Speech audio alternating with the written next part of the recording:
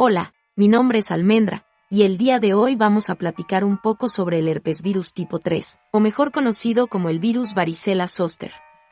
Comencemos con unos cuantos datos sobre este virus. Los virus varicela zoster siempre estuvieron aquí.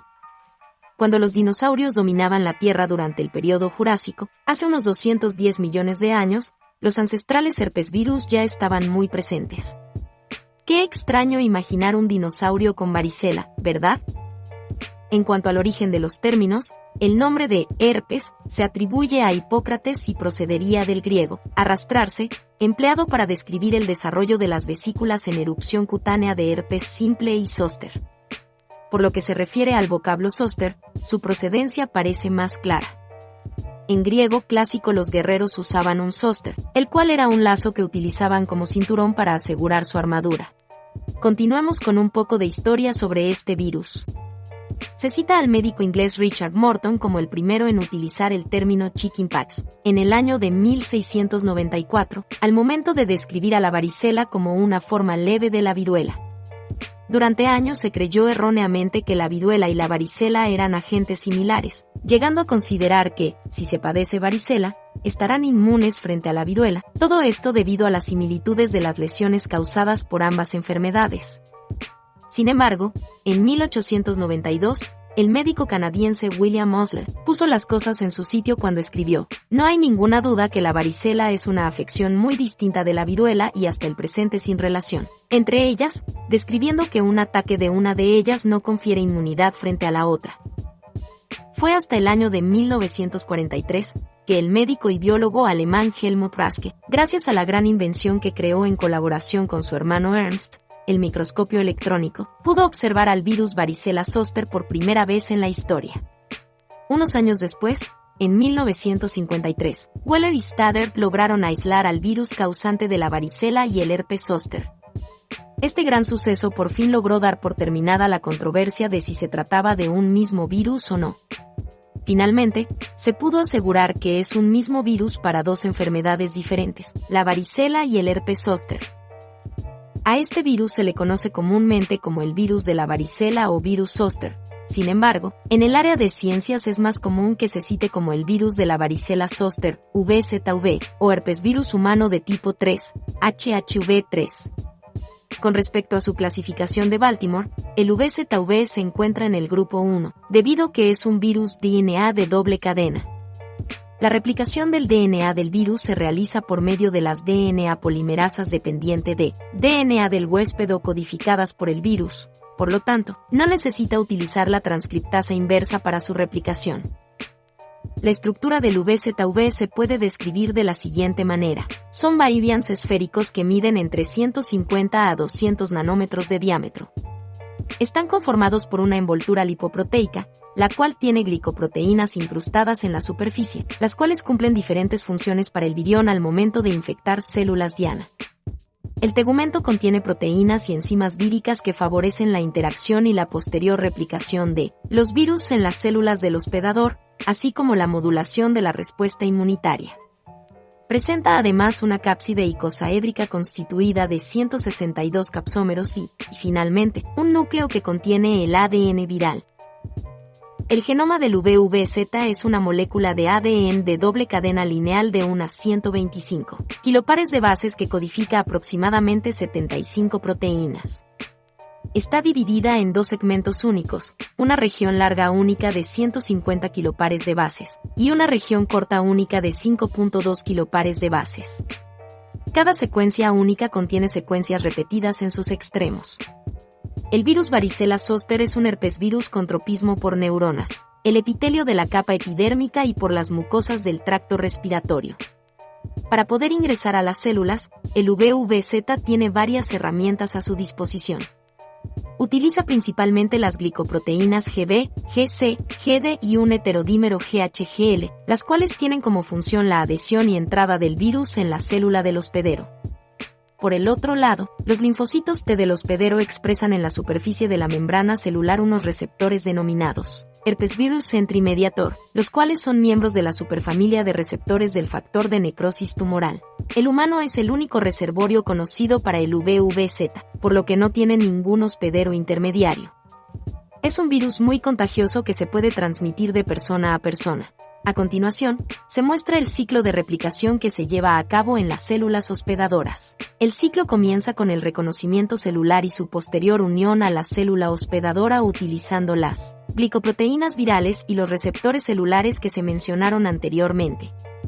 Continúa con la penetración al interior celular y se ancla a los poros nucleares, inyectando el genoma vírico dentro del núcleo. En función de la fase en la que se encuentra el virus, puede expresar consecutivamente 3 tipos de productos genéticos. Comienza por los genes tempranos inmediatos, que actúan como reguladores transcripcionales, expresando proteínas de unión al DNA que estimulan la síntesis y transcripción de los genes tempranos que codifican la DNA polimerasa vírica y una timidina quinasa que permiten la replicación del DNA vírico. Por último, se expresan los genes tardíos, proteínas estructurales necesarias para el ensamblaje y la encapsulación del virus.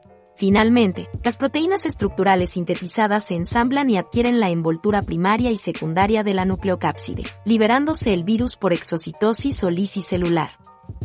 El VVZ se transmite de persona a persona a través del contacto directo con las lesiones de varicela o por medio de la diseminación aérea de secreciones respiratorias. La infección primaria del VVZ se inicia en las amígdalas y en la mucosa de las vías respiratorias ya que el virus se adquiere principalmente por vía respiratoria. El virus progresa a través del torrente circulatorio y el sistema linfático posteriormente se produce una virimia secundaria y el virus se extiende por todo el cuerpo a través de los linfocitos hasta alcanzar la piel, produciendo la enfermedad clínica de la varicela. Tras la infección primaria, el virus asciende desde la piel por los axones neuronales hasta el cuerpo de las neuronas de los ganglios sensitivos donde quedan en estado de latencia. El virus se reactiva, principalmente en inmunodeprimidos y ancianos, produciéndose la migración hacia la piel y causando el herpes zóster. Como mencioné ya varias veces, el virus varicela zóster causa 2 enfermedades bien diferenciadas: la varicela y el herpes zóster. La varicela se caracteriza por las erupciones cutáneas que se manifiestan en la cara,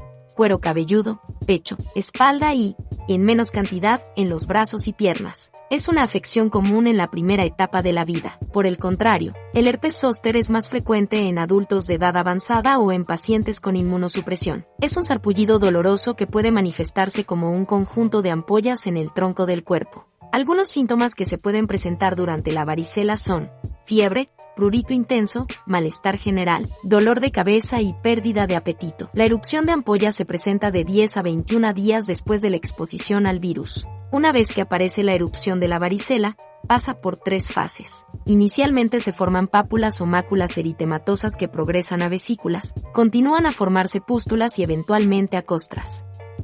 Por el otro lado, los síntomas que se pueden presentar durante la infección de herpes zóster son dolor, ardor, entumecimiento u hormigueo de la zona del sarpullido, la presencia de un sarpullido eritematoso que contiene ampollas llenas de líquido que se abren y finalmente forman costras, además del prurito característico del sarpullido. El dolor suele ser un síntoma característico del herpes zóster. Para algunas personas puede llegar a ser intenso. La varicela o el herpes zóster se puede diagnosticar directamente por la observación de las lesiones cutáneas. Es imprescindible preguntarle al paciente si ha estado en contacto con una persona contagiada con el virus, si ha recibido alguna vacuna contra el VVZ y, en el caso del herpes zóster, si ha cursado anteriormente la varicela. En el caso de ser necesario un diagnóstico por laboratorio, se puede realizar un enzimoinmunoanálisis de absorción o prueba de ELISA. Se tiene inicialmente una placa de micropocillos que se encuentran tapizados con el antígeno desactivado del VVZ. Posteriormente se añade la muestra de suero del paciente al que se le va a detectar la enfermedad. Los anticuerpos contra el virus de la varicela zóster que se encuentran en el suero se van a adherir al antígeno VVZ.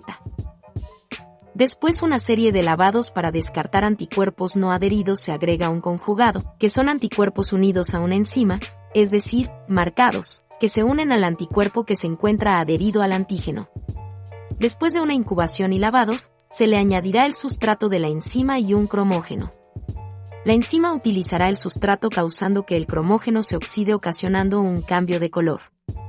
Este cambio de color indica un resultado positivo, es decir, el suero del paciente contiene anticuerpos específicos contra el virus varicela zóster. En 1974, el grupo de Michiaki Takahashi de la Universidad de Osaka anunció que habían desarrollado una vacuna de virus vivos atenuados, probada con éxito tras prevenir la propagación de un brote de varicela en un hospital. El virus se tomó de las vesículas de un típico caso de varicela que presentaba un niño japonés de 3 años, llamado Oka, y que dio nombre a la cepa atenuada. La atenuación de la cepa Oka se consiguió tras 11 pases en cultivos de células pulmonares de embrión humano y 12 pases en células de embrión de cobaya. Tras más de 14 años de investigación, el grupo de la doctora Gershon obtuvo una nueva variante, la cepa Oka/Merck, que en 1995 fue autorizada por la Food and Drug Cause para Estados Unidos, asimismo que en Alemania y Suecia. Esta versión de la vacuna es la que se utiliza actualmente para inmunizar en México, sin embargo, no forma parte del esquema de vacunación.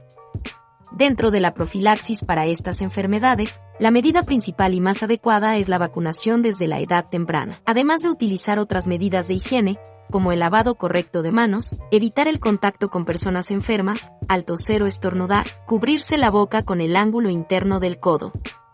Si se encuentra enfermo hay que desinfectar objetos personales y superficies con las que se entra en contacto y quedarse en casa hasta que las lesiones estén en fase de costra.